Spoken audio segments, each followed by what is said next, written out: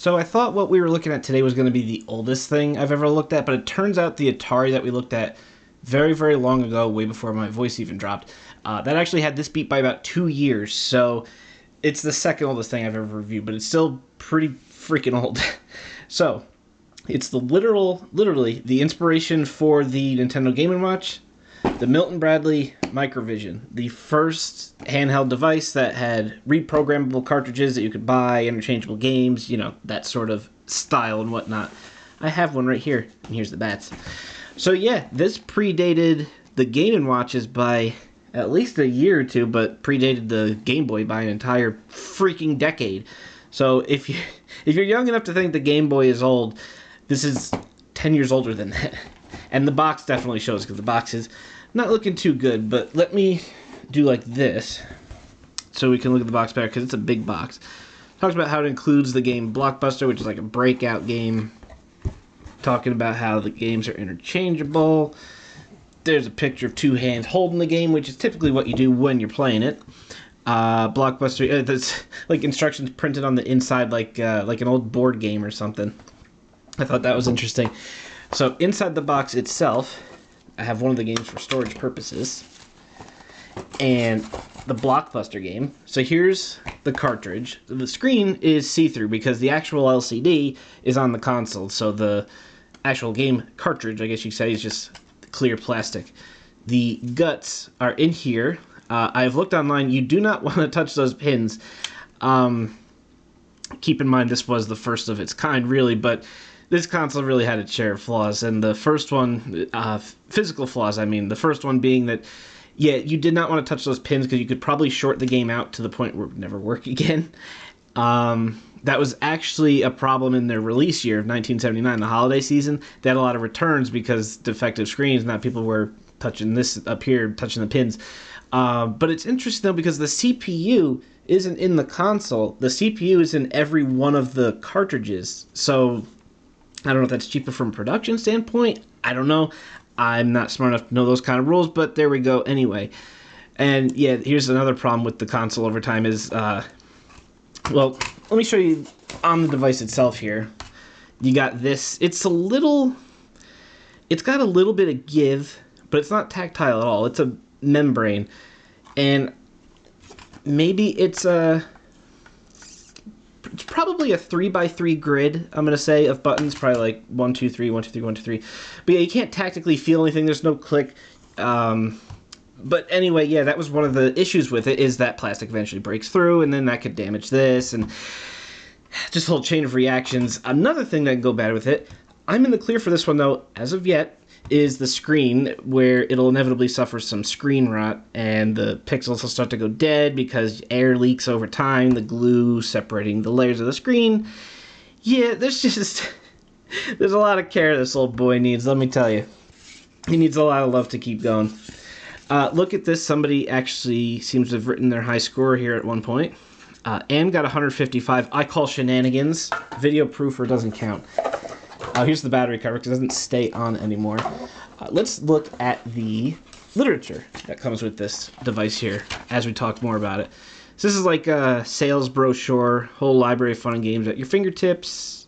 There we go. That was like, I think the only game that was based on a license was Star Trek Phaser Strike. I think that was in other regions. I believe that was named something else, but I don't remember what it was. It might have just been called Phaser Strike or something. Yeah, Connect 4, bowling, pinball, Vegas slots, and Mindbuster, complete with cigarette burn. Yeah. Someone was smoking while they were reading this, which, you know, it was the 70s. What are you going to do? So here is, I guess, okay. This kind of covers the game and the console. So it talks about, this is a later revision unit where it takes 9-volt batteries, right? You saw the 9-volt batteries earlier. This only needs the one. There's a spot for a second one. Here it's called the spare battery compartment, because the original model used a revision of chips that required more volts. So imagine this, 1979, the first edition of these needed 2 9-volts to work. You needed 2 9-volts to carry this thing around. So now you only need the one, and it was expensive for them to change the production molds, so they just made this, designated a spare battery slot, and you can actually see in there the battery contacts that used to exist. They're still there. They're very strange. Yeah, there's a contrast knob back there. And that CPU, the CPU that powers these games, it's only 100 kilohertz. That's a tenth of a megahertz. Like, it's such a little baby processor. It's adorable. All right, well, back to the menu here. So yeah, talking about the battery functions. You can pause if you see anything that looks neat. That kind of looks like, reminds me of like an Intellivision or ColecoVision. Talking about the contrast knob, bats, and then, oh, the rest of it is instructions on Blockbuster, which, as you can imagine, these games don't, they're not exactly very in-depth. They're very simple, so I think we'll be able to cover all these in their entirety. Then let's look at the box for bowling. I think I have another game stored in here too, not just bowling. Bottom is completely blank. What about this? Oh, we got stuff on the back of this too. There we go. Hey, everybody join the fun. Oh, can we get that in shot? Yeah, not quite. It's just screenshots of Blockbuster, which we'll see for ourselves. I'm talking about the different games again. Really wanted to make sure you knew that, hey, you can buy this, but there's other cartridges you can get too. This was $50 when it came out, and that's in '79, so these days it's more than 4 times the price in today's dollars. The cartridges, I think, were $20 a piece, if I recall correctly. So, yeah, it wasn't exactly an impulse buy, but hey, this was the first of its kind, despite all its flaws and all. So, I guess we're going to have to play this thing.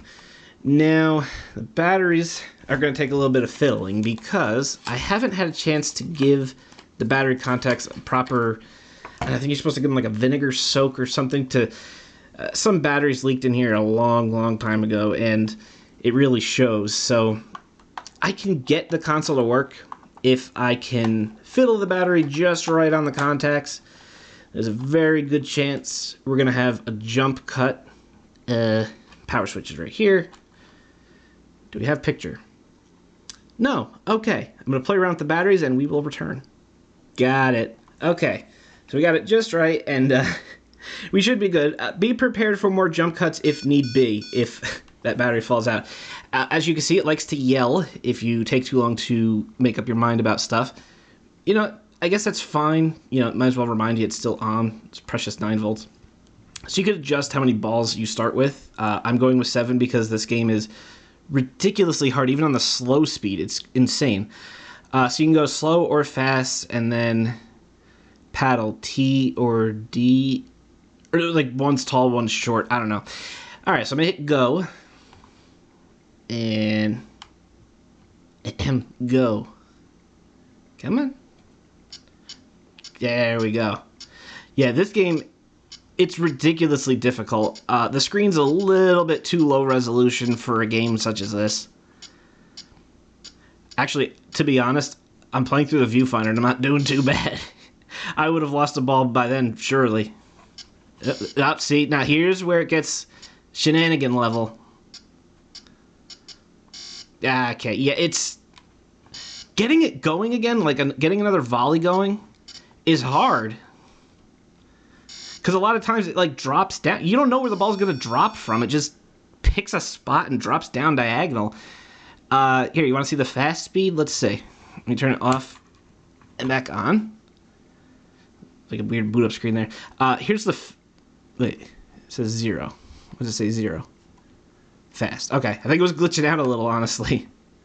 Alright, here's the fast setting. Whoa, okay.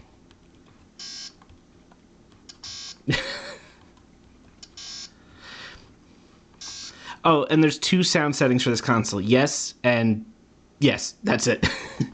There's no sound settings. You can't turn them off, nothing. Oh my. That speaker sounded a little sad. These are brand new batteries too, so I apologize that we have to have the console sideways, but this is a long lad. It's like reviewing a very tall candy bar, but you always have to show the top of it. Just, you know what? For everyone watching at home, tilt your head 45 degrees to the left. There you go. Problem solved.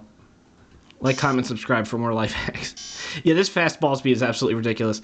So I wonder if Anne there, who wrote down her high score, I wonder if she was on the fast or the slow. She had to have been on the slow setting. There's no way. Oh, and the shorter paddle is ridiculous. The shorter paddle is just 2 freaking pixels. Get out of here. Oh, no. I'm noticing the paddle is getting a little funky again. You see how the paddle on the bottom of the screen is wiggling and jiggling by himself? Yeah, the dial on the bottom of the console is still a bit dirty. I gave it a good cleaning with some contact cleaner spray. You know, you get the nozzle and get it in there, but clearly it still needs a little bit of love. It was quite rusty, literally, because it's made of metal. The knob on the inside, yeah, it's full of rust. It's seen the war, man. Poor thing. This Blockbuster game is almost impossible.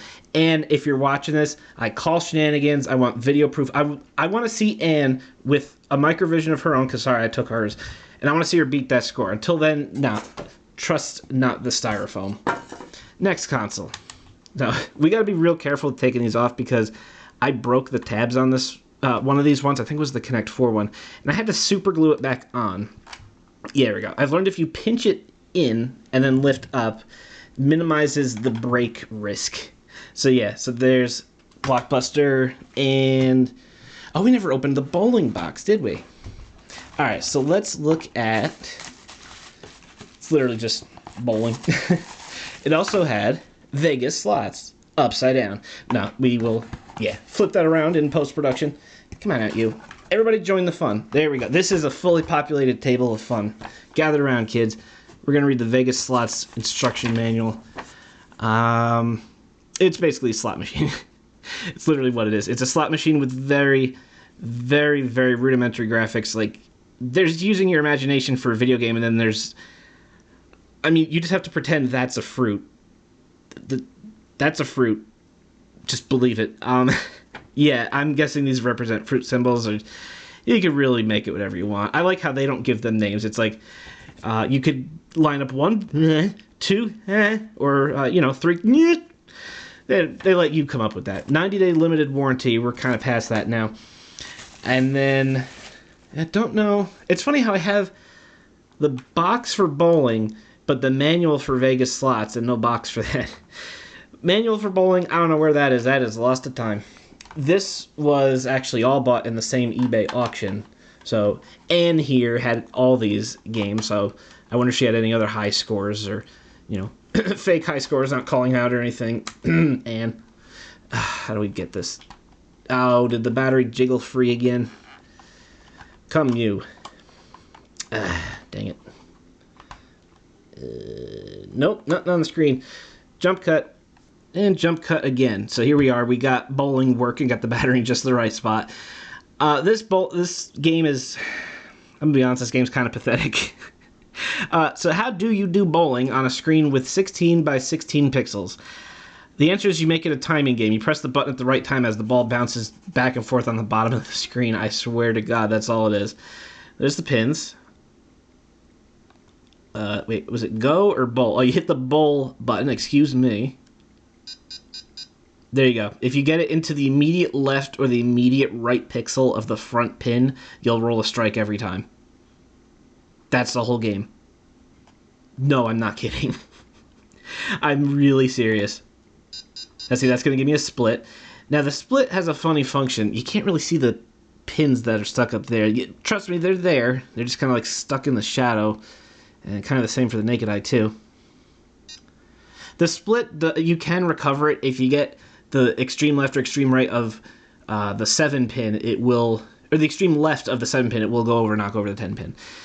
So there's a little bit of bowling logic in this, but yeah, it's press the button when you feel it's correct. You can play 2 players though. But hey, it does keep score. I mean, I would hope it does. But yeah, that's all it is. It's unfortunate, but you know what? It was the first of its kind, and for the first of its kind, I want to see you do better. So let's see if we can get this off without breaking it. Squeeze it in. There we go.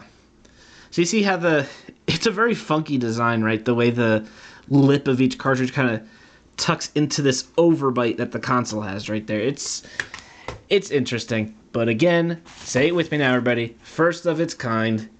All right, Connect 4, let's go. This one's got the most buttons so far, I think. That, and I'm looking over at Vegas Slots. They both have 6 buttons on their keypads. I wonder if that's the highest one. This is the one I had to super glue the tab back onto the cartridge. All right, are we... Yeah, there we go. We got Connect 4. This screen, I don't know if it's because of the red printed checkerboard pattern on the screen, but it always seems like no matter how much you fiddle with the contrast, there's always... I feel like you're fighting some sort of shadow issue with the screen, and it makes it very hard to see what pieces are what, especially as the game goes on. Player skill go. All right, can we? It just yelled at me. You heard that, right? Oh, that was switching between 1 and 2 players. I see. Skill level 1, go. Okay, I am the solid black piece squared thing. Drop. And now, the other color is like a diagonal piece. Which you know what? I'm not going to lie, once the board gets really populated, it's not too difficult to tell them apart from each other. What's annoying is the knob on the bottom of this is still glitching out a bit. So I might end up dropping a piece somewhere I don't want to at some point because it'll jitter at the last second. It's kind of jittering right there. Drop. There we go. You can still make it out. You can still make out whose pieces are whose and where's and get a good sense that, get a good feel in the depth perspective. What am I even saying? It's Connect 4. Connect 4. Here, I'm going to block him. If he thinks he's going to try to get me diagonal, he's fooling me. See, it jittered on me. I'm trying to think of a term for it. We're going to call it knob jitter. You know what? I don't like that. We're going to retract that. We're no longer calling it knob jitter. Doesn't sound right. I'm just trying to fill dead air as we populate this board with pieces. Can we get like a nice full-looking Connect 4 board? The computer is very functional. Like, if you set up a 3-way, like, it will try to block you. Especially on skill level 2. It's going to go for it nonstop. Did he block me or no? Oh, yeah, he did. It's hard to tell because of the screen tech, but he did put a piece up there, so I am blocked in. All right, we get the idea. It's Connect 4. It's functional. It's electronic. You don't got to worry about the little pieces, losing them or anything like that. You can take it on a car ride because of that. Not bad, especially for being 45 years old. Come on, you. Don't break on me again. Come on. I'm trying to be so gentle with it. I don't want to break it. Don't make me get the glue. All right. Last game. Vegas Slots. Probably the most complicated board or screen compared to the others. Some are just a blank square. There we go. Let's do some gambling. Great. Now this video is not suitable for kids anymore. Oh well, I was never aiming for that. We say swear words here sometimes, kids. Cover your ears.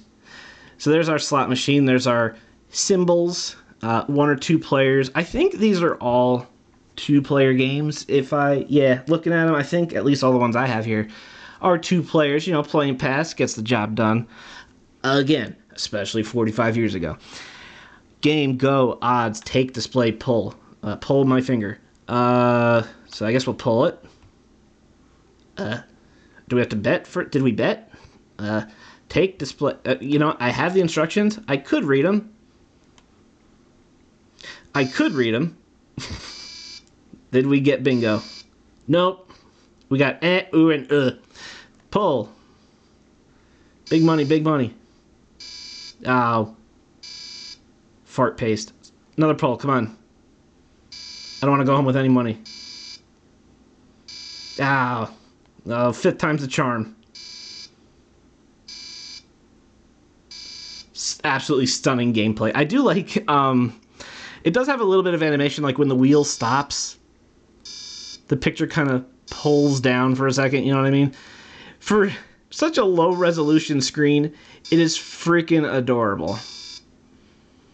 And yeah, like I said, simple screens like this would be the inspiration for the Game & Watch. I forget what his name was, but one of the Game & Watch developers was literally like, yeah, we looked at what the Microvision did not do very well at and made sure to better that, and the Game & Watch was born.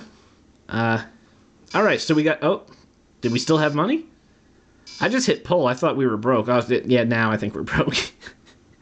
All right, just like real life. So there you go. You can gamble on the go. And look at just... Get a good look at that. That could be the thumbnail right there. I think that's going to be our thumbnail. That is just a cool-looking console. Don't look at the back. That's not as cool-looking. Yeah, especially with the corroded terminals. I will get to cleaning those one day. But, you know, if you put it in just the right way, it works. Gets the job done and all that stuff. But, man, how cool would you have looked in the very early 80s, the dawn of the 80s? You're sitting on your front porch, you're playing this. People are like, what are you doing with that calculator? No, this is a video game like in the arcades. Would have been truly mind-blowing back then. Now it just sits on a shelf. But, yeah, can't forget where we came from, right? So I hope you guys enjoyed this as much as I did, because, man, did this thing take us back. I think it just yelled at us. All right, I think he's telling us to go, so we're going to wrap this up. All right, see you guys. Thank you guys so much for watching. Huge shout out to the people listed here. These are the Patreon supporters that allow me to keep doing what I do on YouTube. Wouldn't be able to do it without you guys. There's a Discord server in the description if you want to join there. And on Twitch, I stream every week on Tuesday. Come hang out with us.